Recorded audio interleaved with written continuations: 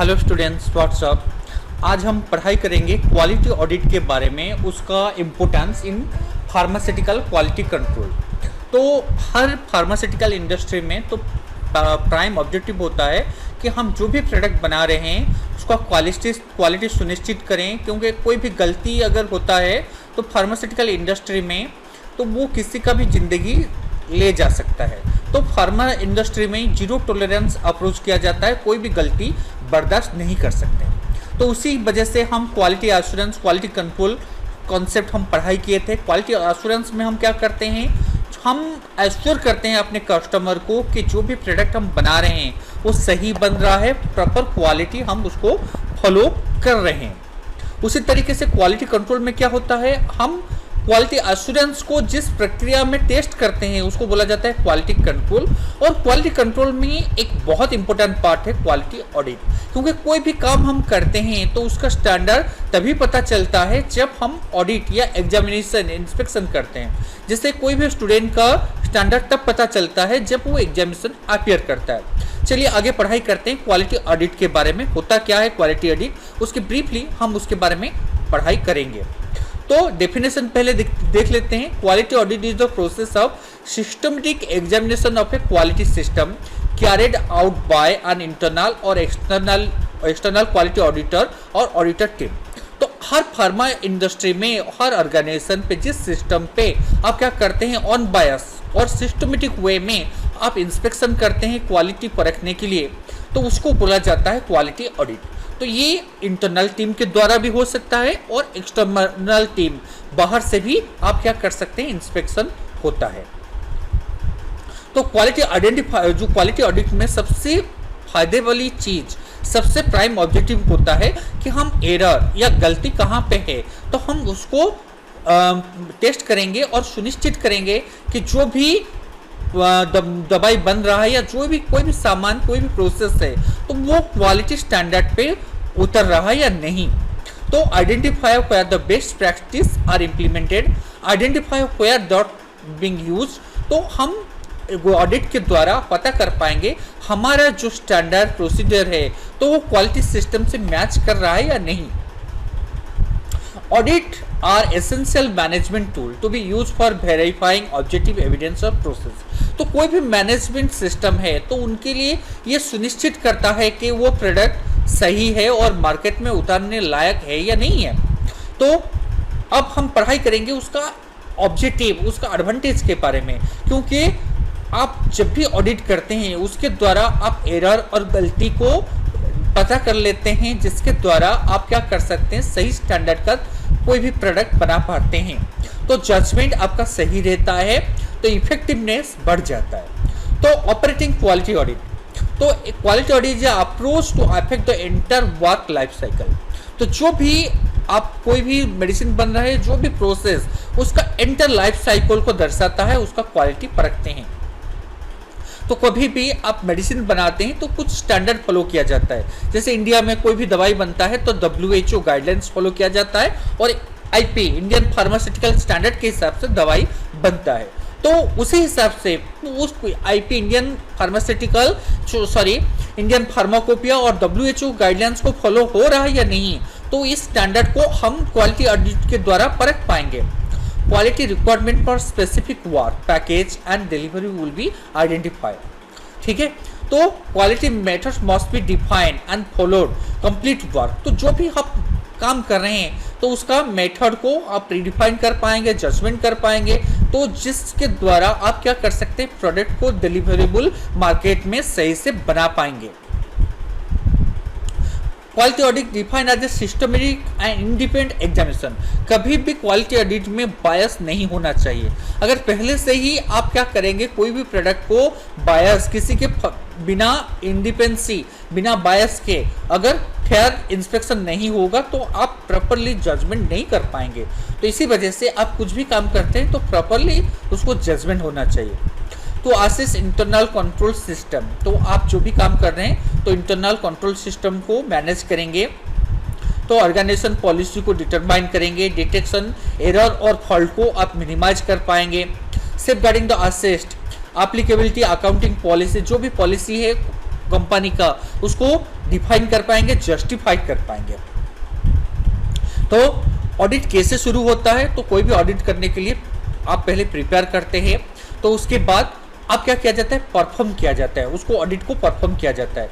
आप पहले से ही कोई भी चीज ऑडिट के लिए अपने ऑर्गेनाइजेशन को तैयार करते हैं, उसके बाद परफॉर्म किया जाता है और रिपोर्ट में आप एनालाइज करके पता कर सकते हैं गलती कहाँ पे है, तो उसको सॉर्ट आउट करके आप फिक्स कर पाएंगे। Every organization define comprehensive procedure by which their procedure product or service can be delivered constantly to the desired level और quality standard। तो कोई भी कंपनी है, तो जनरली कंपनी फार्मास्यूटिकल कंपनी हो, कोई भी इंडस्ट्री है, दो चीज के ऊपर बना होता है, आइदर प्रोडक्ट और सर्विस। प्रोडक्ट में कोई भी सामान बनाते हैं, सर्विस में कोई सर्विस दिया जाता है। ओके, तो इसमें हम क्या करेंगे, क्वालिटी ऑडिट में उस चीज को सुनिश्चित कर पाएंगे। आगे हम पढ़ाई करते हैं क्वालिटी ऑडिट कितने तरीके से होता है और क्या क्या आप उसमें क्वालिटी परखेंगे। तो जैसे कि USA food and drug administration, उसमें आपकी जो भी क्वालिटी ऑडिट होता है उसके लिए बहुत सारे गाइडलाइंस दिया गया है। तो खैर अब हम पढ़ाई करेंगे क्वालिटी ऑडिट का, तो क्राइटेरिया कैटेगरी के बारे में एक एक करके हम पढ़ाई करेंगे। जनरली क्वालिटी ऑडिट जो होता है तीन तरीके से होता है। एक होता है इंटरनल क्वालिटी ऑडिट, दूसरा होता है एक्सटर्नल क्वालिटी ऑडिट, तीसरा होता है रेगुलेटरी ऑडिट। तो इंटरनल ऑडिट में क्या किया जाता है, कंपनी में खुद ही वो बीच बीच में अपना इंस्पेक्शन एग्जामिनेशन करते रहते हैं, परखते रहते हैं कि जो भी दवाई बन रहा है वो क्वालिटी सही है या नहीं है। ठीक है, तो उसमें बाहर के कोई आदमी इंस्पेक्शन के लिए नहीं आता है, तो खुद इंटरनल सिस्टम के द्वारा, इंटरनल ऑर्गेनाइजेशन के द्वारा उस पर तैयारी किया जाता है, परखा जाता है, इंस्पेक्शन के द्वारा पता किया जाता है गलती कहाँ पे है। तो इसको बोला जाता है इंटरनल ऑडिट। एक्सटर्नल ऑडिट क्या होता है? एक्सटर्नल ऑडिट बाहर के ऑर्गेनाइजेशन के द्वारा किया जाता है, जनरली गवर्नमेंट ऑर्गेनाइजेशन और रेगुलेटरी बॉडी के द्वारा वो एक्सटर्नल ऑडिट किया जाता है। ठीक है, तो इसमें इंटरनल पर्सन के लिए कोई रोल नहीं होता है, तो बाहर से पीपुल और सप्लाई हो या कस्टमर हो तो उनको अलाउ किया जाता है ऑडिट करने के लिए। तो बीच बीच में गवर्नमेंट क्या करते हैं, खुद ही एक्सटर्नल ऑडिट करते हैं क्वालिटी परखने के लिए। सेकेंड पार्टी ऑडिट, तो सेकेंड पार्टी ऑडिट क्या होता है, उसमें आप सिस्टम जो भी ऑर्गेनाइजेशन होता है उसके साथ कभी कभी कुछ दूसरे वेंडर के साथ, कुछ ऑर्गेनाइजेशन के साथ इंटरनल कांटेक्ट होता है, जो बीच बीच में क्या करते हैं, सेकेंड पार्टी ऑडिट करते हैं कि सब कुछ सिस्टम सही है या नहीं है। Okay, third party audit, third party audit दूसरा होता है, उसके साथ कभी कुछ लिंक नहीं होता है। मान लीजिए कुछ स्टैंडर्ड है, ISO, ICH, कोई भी ऑर्गेनाइजेशन अगर अपने कंपनी को ISO स्टैंडर्ड प्रूव करना चाहते हैं तो उसके लिए थर्ड पार्टी ऑर्गेनाइजेशन ISO को अप्लाई करना पड़ेगा।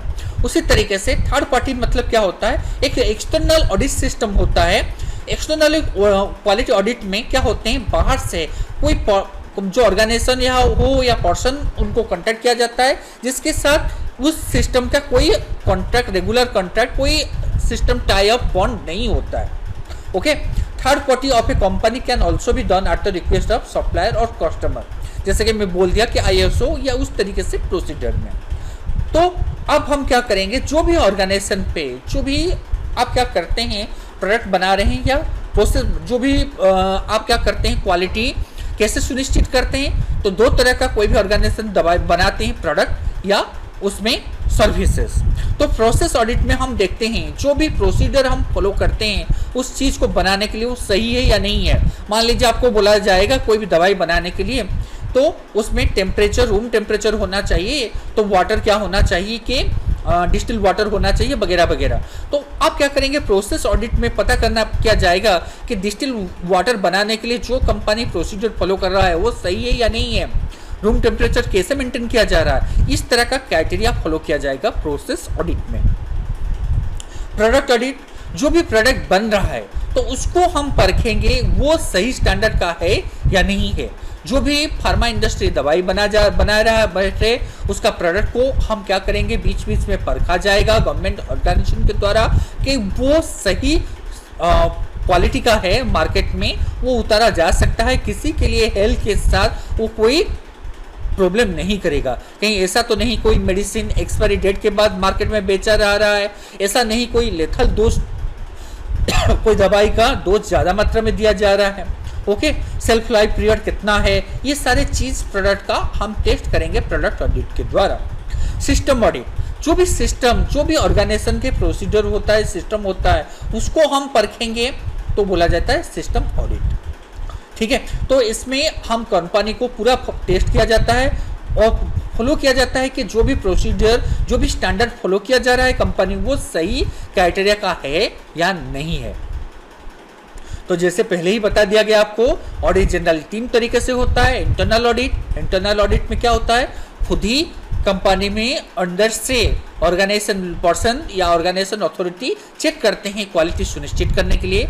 एक्सटर्नल ऑडिट में क्या किया जाता है, बाहर से किया जाता है। उसी तरीके से रेगुलेटरी ऑडिट में क्या किया जाता है, रेगुलेटरी बॉडी, तो बीच बीच में मान लीजिए कहीं कंप्लेन आता है, कुछ भी आता है कि WHO या उस तरीके से ऑर्गेनाइजेशन के द्वारा आप क्या कर सकते हैं, गवर्नमेंट और हेल्थ मिनिस्ट्री के द्वारा आप चेक होगा तो उसको बोला जाएगा regulatory audit. Okay, thank you, thanks a lot for the stay with me and complete the lesson of quality audit. Thank you.